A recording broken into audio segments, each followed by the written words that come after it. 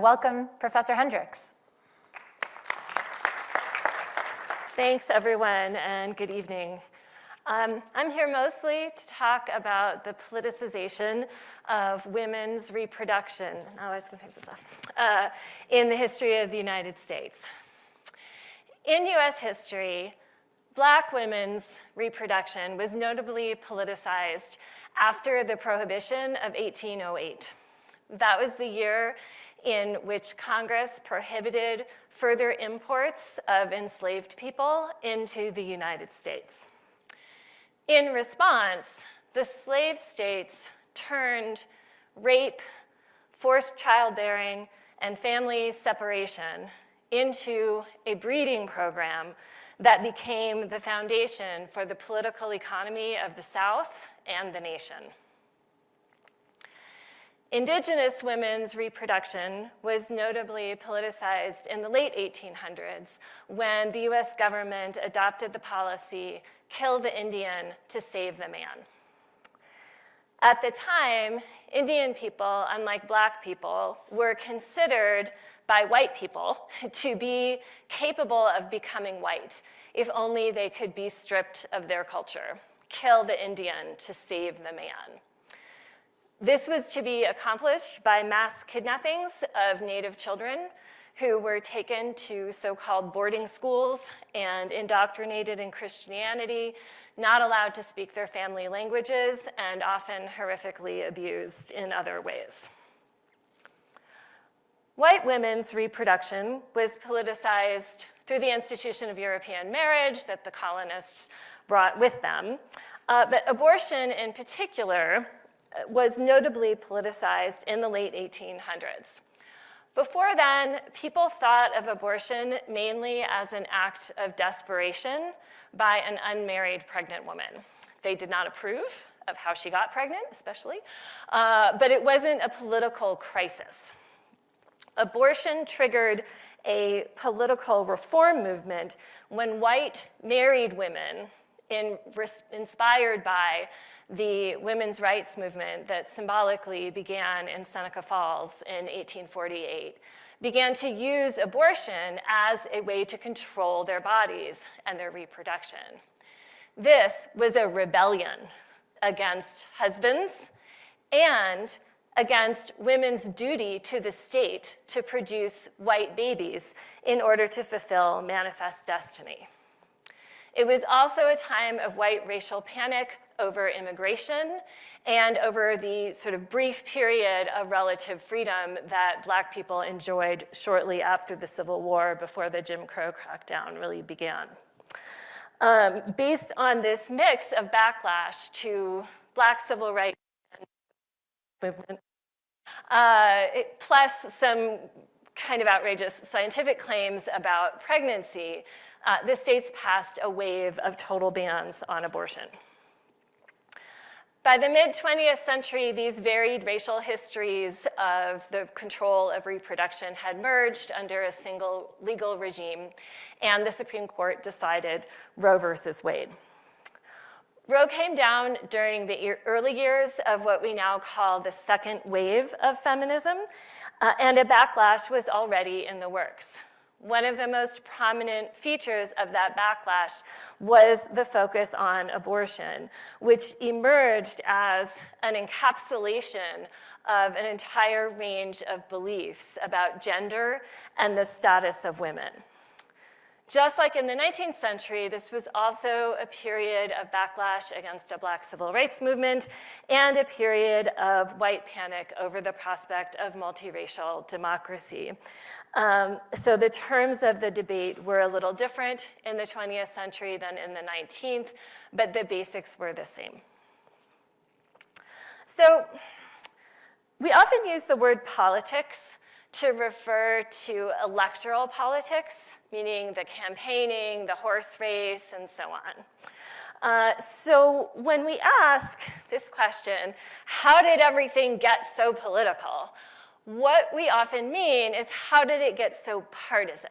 And that's what this is illustrating with the red and the blue and these very angry, unpleasant-looking people. It's about the partisanness of politics. And the follow-up question when we talk about politicians is, why can't they just work together to solve problems? That's what we sent them to the legislature to do. Why don't they do that?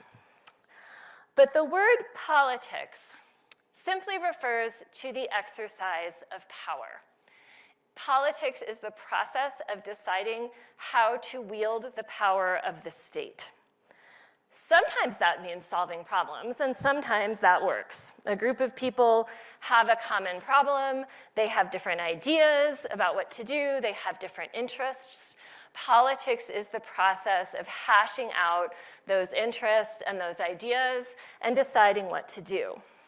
When that happens, we don't complain, how did it get so political? Because we tend not to notice when politics are working. Nobody makes this complaint, at least. For example, the politicization of Black women's reproduction under slavery was a solution to a problem. We, the relevant we, had a problem.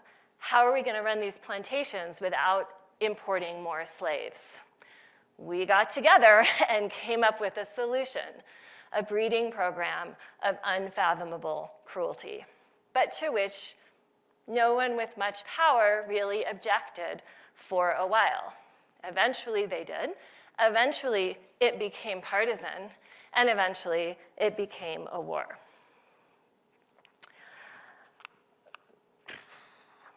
Environmental issues seem like an area where the problem-solving conception of politics ought to work better. We all want to drink clean water, we want to breathe clean, COVID-free air, and we would prefer that our children not have to live in the apocalypse that our capitalist system is currently preparing for them. Then why are we accelerating toward that apocalypse? If it were just a matter of figuring out the best way to stop the disruption of the climate, then ordinary politics might work, and no one would be complaining about how it got so political. Protecting the environment became political, meaning partisan and polarized, because it turns out that we're not all on the same side. There is a small group of people with a lot of power who are reaping immense wealth from the destruction of the earth, and there is a much larger group of us who are comfortable enough to be complicit. It is when that power and that comfort started to be seriously threatened that protection of the environment became political in this negative, partisan, polarized sense. Abortion similarly became political in the late 19th century and the late 20th century in reaction to the first and second waves of feminism, as well as to the two major Black civil rights movements in our nation's history.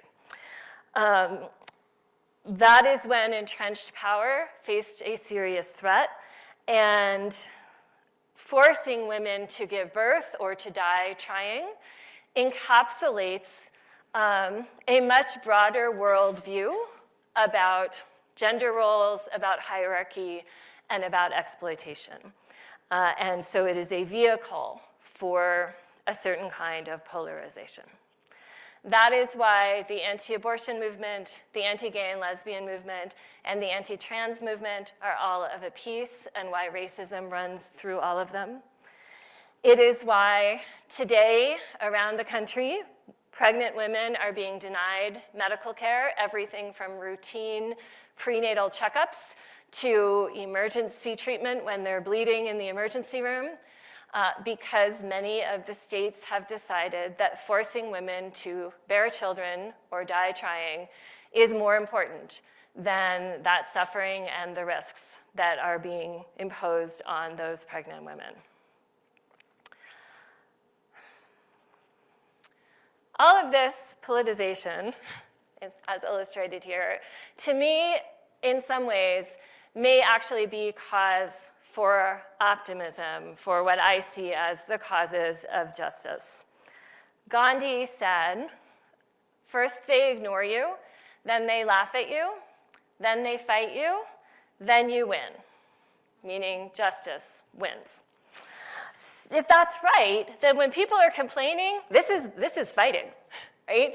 If he's correct, then this kind of complaint is a sign that we're in the fight you stage, and that might be so bad because then justice wins. Possibly. I am less optimistic than Gandhi. He was famously optimistic, so I guess that's not a surprise. But I do think that there's some important differences. His was a long-term strategy, and on issues like climate change, we have non-negotiable deadlines, and we've already blown past quite a few of them. So I don't think justice is going to win on that one or on a lot of other related issues in our society. I do nonetheless hope that it will, and I hope that you do too. Hope, unlike predictions or optimism, hope is not objective, and I don't think it's a feeling either. Hope is a practice, and as Rebecca Traister has written, it is a tactical necessity. We are morally obliged to behave as if there is reason for hope, even if objectively speaking, the chances are slim. Thanks.